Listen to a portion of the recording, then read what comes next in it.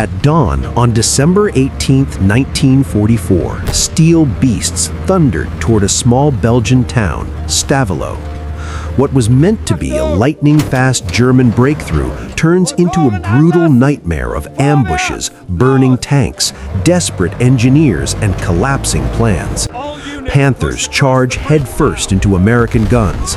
King Tigers roar onto narrow streets, and fuel, the lifeblood of war, decides everything. This is not just another WWII battle. This is the moment the Battle of the Bulge began to fall apart. It is the early morning of December 18, 1944. Winter grips the Ardennes like a vice. Snow blankets the forests, fog clings to the valleys, and silence hangs heavy in the frozen air, until it is shattered by the deep mechanical growl of German engines. A column of armored vehicles slowly advances along narrow Belgian roads. These are no ordinary tanks. They belong to Confront Peiper, the spearhead of Hitler's last great gamble in the West, the Battle of the Bulge.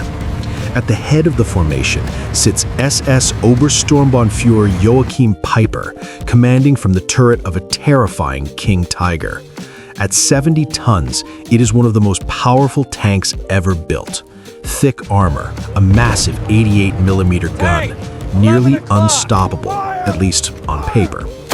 But Peiper faces a deadly problem. Time. The plan demands speed. Bridges must be captured intact, fuel dumps seized. The Allies must be thrown into chaos before they can respond. Yet the King Tigers are slow, lumbering giants, unsuited for rapid assaults through tight towns. Peiper knows what he needs. Bring me the Panthers. 2 Panther medium tanks roll forward, faster, more agile, built for aggressive maneuvers. Their crews wait for the order that may decide the fate of the entire offensive. Peiper's command is simple and terrifying. Full speed, take the bridge, no hesitation. The Panthers surge forward, engines roaring as they accelerate down the main road into Stavelot. Civilians have fled, windows rattle, snow and debris are thrown aside as 45 tons of steel hurtles toward the town's center. The first Panther rounds a corner at high speed, its gun firing wildly across the river to suppress defenders. But the Americans are ready. Hidden near the riverbank, an American 57mm anti-tank gun waits patiently. As the Panther exposes its flank, the gun fires. The shell slams into the rear of the tank. The engine is crippled. The Panther screeches to a halt, smoke pouring from its damaged hull. The second Panther doesn't slow down. It races past the smoking wreck, straight toward the American gun. The gunners barely have time to react as the Panther charges directly at them. They dive aside just as the Panther smashes through the position, crushing the anti-tank gun beneath its tracks. The Panther reverses, guns blazing, then accelerates across the bridge, drawing fire from American soldiers entrenched on the far bank. Inside the town, another threat appears. A second American anti-tank gun stands directly in the Panther's path. The German commander doesn't hesitate. Machine gun, fire! The Panther's MG-42 erupts, raking the American position. Under intense fire, the U.S. crew desperately fires a shot, but it misses at point-blank range. The Panther responds with a high-explosive shell. It screams overhead, detonating behind the crew with a deafening blast. Moments later, the tank drives straight over the gun, crushing it completely. With American resistance wavering, Peiper gives the next order: bring the Tigers forward. One by one, the King Tigers rumble across the bridge. Their weight shakes the structure beneath them. Their crews know the stakes. Fuel is running dangerously low. Just north of Stavelot lies an American fuel dump: gasoline. Without it, Peiper's entire spearhead will grind to a halt. But Major Paul J. Solis, commanding the American defenders, understands the situation perfectly. Seeing the massive German heavy tanks crossing the bridge, he knows his men cannot hold the town. He gives the order: all units evacuate Stavelot. But retreat does not mean surrender. As American forces pull back, Solus issues one final command that will change the course of the battle. Destroy the fuel dump. Explosions rip through the northern outskirts of the town as thousands of gallons of precious gasoline go up in flames. Peiper arrives too late. He watches the fire burn and erupts with rage. He needed that fuel. Worse still, the King Tiger Company under Obersturmführer Jürgen Wessel, meant to reinforce him, has not arrived. Delayed to the south, they are hours away. Frustrated and running out of options, Peiper makes a critical decision. He pushes west in search of fuel, leaving Stavelot lightly held by infantry. It is a mistake. From the north, American armor appears on the high ground, Shermans, M10 tank destroyers, and infantry. From their elevated positions, they rain shells down into the town. German defenders scramble, radios crackling with desperate calls for help. At last, Vessel's Tigers arrive. Maybach engines roar as the heavy tanks move into Stavelot, joining a battle already in full fury. Wessel leads the column toward the bridge, but on the far bank, an American M10 has him in its sights. Fire! The shell strikes the Tiger's mantlet, detonating inside the gun breech. The gun recoils violently. Inside the tank, chaos erupts. The loader is slammed hard by the recoil. Still under fire, Wessel pushes forward. Go! We're in the open! He turns left, straight into another ambush. Another M10 fires point blank into the Tiger's frontal armor. The shell doesn't penetrate, but the impact is brutal, shaking the crew violently. They reverse, straight through a house. The engine dies. Now helpless, Wessel orders the tank abandoned. The King Tiger is lost. Above the town, American P-47 Thunderbolts appear through the clouds. Rockets scream down onto the bridge, exploding among the German armor. Smoke, fire, and wreckage choke the narrow streets. Stavelot is turning into a graveyard for tanks. Night falls over Stavelot, but the fighting does not stop. Instead, it becomes worse. The town is no longer a battlefield. It is a furnace. Burning buildings light the streets with an orange glow. Smoke rolls through narrow alleys. The echo of artillery never fully fades. Every shadow could hide death. German infantry, left behind by Peiper's impatient advance, now pay the price. Without heavy armor in the streets, American forces push forward relentlessly.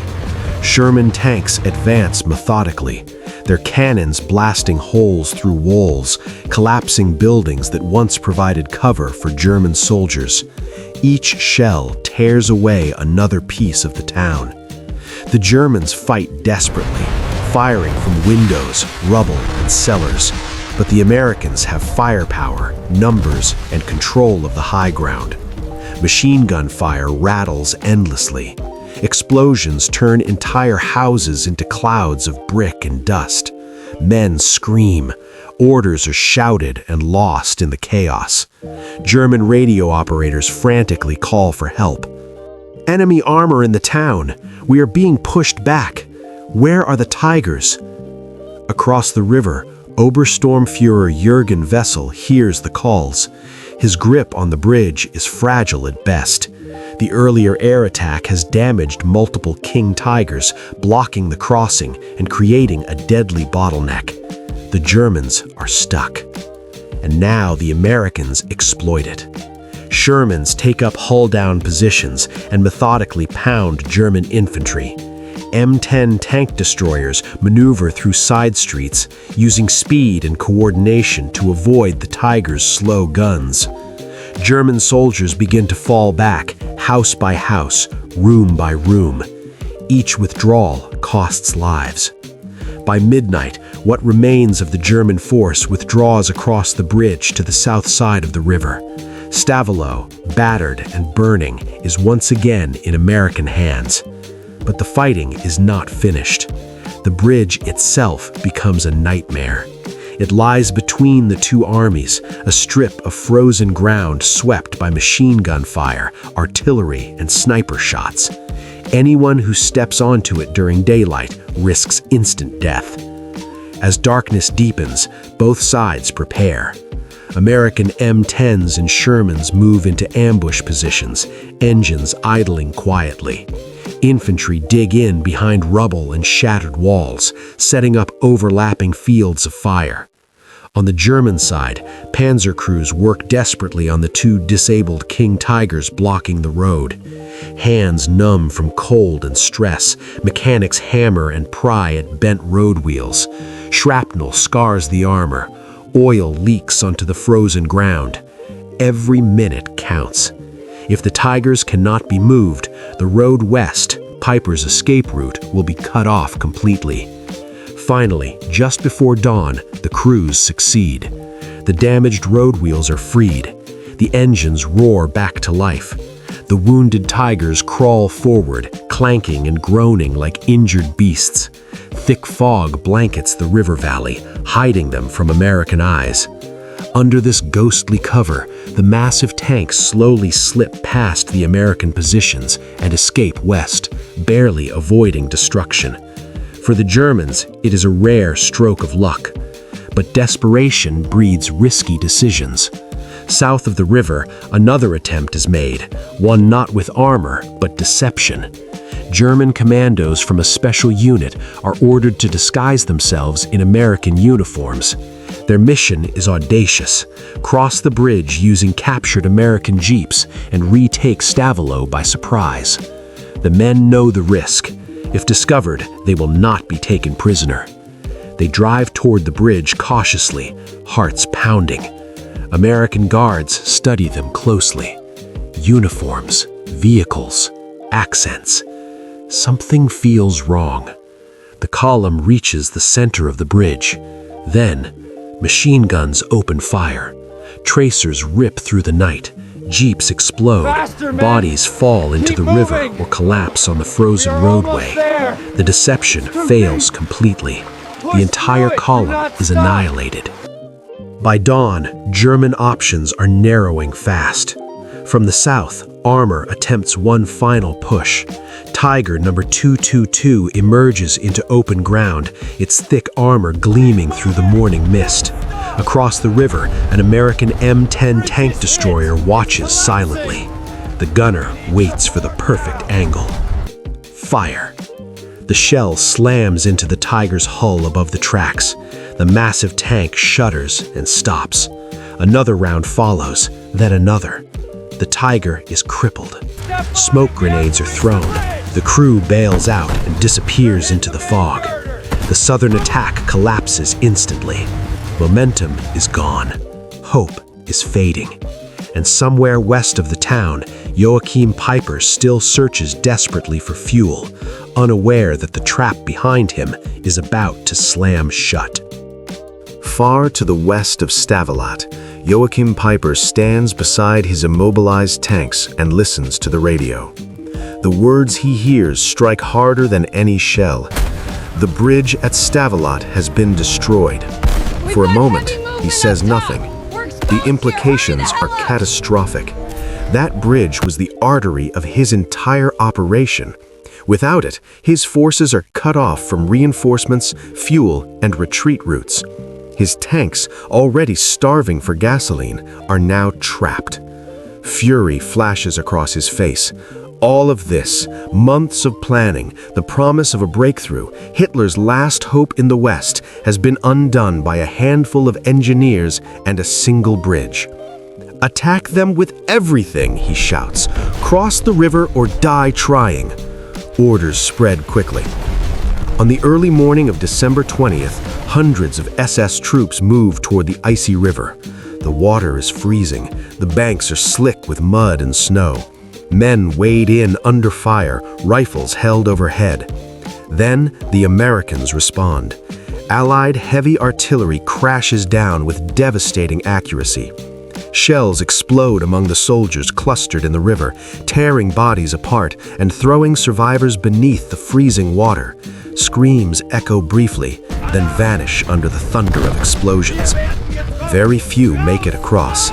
Those who do are swiftly cut down by machine gun and rifle fire. The desperate crossing attempt fails completely. Meanwhile, west of Stavelot, American armor presses the advantage. Knittel's forces, advancing from the northwest, push into fierce resistance. German Tigers shrug off direct artillery hits, but the infantry around them suffers terribly. Explosions tear through exposed troops. Casualties mount rapidly. Still, the Germans push forward, threatening to reach the river again. American commanders see the danger and act decisively. A reserve unit of U.S. engineers is rushed forward.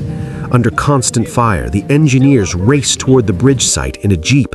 Machine gun tracers whip past them. Anti-tank weapons crack overhead. They dive beneath the bridge remains. Working with frantic speed, they rig over 1,000 pounds of explosives to the structure. Bullets strike the steel above them. Debris rains down. They light the fuse and run. The explosion that follows is immense. The bridge vanishes in a deafening roar, sending debris crashing into the river below. Smoke and dust billow skyward. For German commanders listening on the radio, it drowns out every other sound. Stavelot is now completely sealed. On the western flank, the final tank duels unfold. A King Tiger, number 133, moves cautiously through ruined streets. An American M10 spots it first. The 76mm gun fires. The shell punches through the Tiger's armor and explodes inside the fighting compartment. The radio operator is killed instantly. The transmission is damaged. The Tiger fires back, narrowly missing. American Shermans arrive moments later, 3 of them, coordinating perfectly. Shots slam into the Tiger's turret and hull. Ricochets shower the street with sparks and fragments. The German crew struggles to respond, but the massive turret turns too slowly. The Shermans withdraw, reappear, fire again. Another shell strikes the turret ring. Metal deforms, hydraulics leak. The Tiger retreats, but its damaged tracks finally jam. The crew realizes the truth. The tank is lost. They abandon it in a roadside ditch, disappearing into the woods. A King Tiger, once the terror of the battlefield, lies silent and defeated. With tank after tank lost or abandoned, Knittel has no choice. He orders a full retreat. German resistance collapses across the sector. West of Stavelot, Peiper faces the final reality. Fuel is gone. Allied forces are closing in. Retreat by vehicle is impossible. One by one, the remaining tanks are sabotaged and abandoned. Their crews escape on foot, moving through forests and frozen fields, hunted by American patrols. The elite spearhead of the Ardennes offensive dissolves into scattered survivors. The mission has failed completely. The Battle of Stavelot is over. Joachim Peiper survives the war, but his reputation does not. Stavelot becomes the symbol of everything that went wrong. Arrogance over caution, speed over logistics, power over preparation. The Battle of the Bulge will continue, but here, in this small Belgian town, its fate was sealed.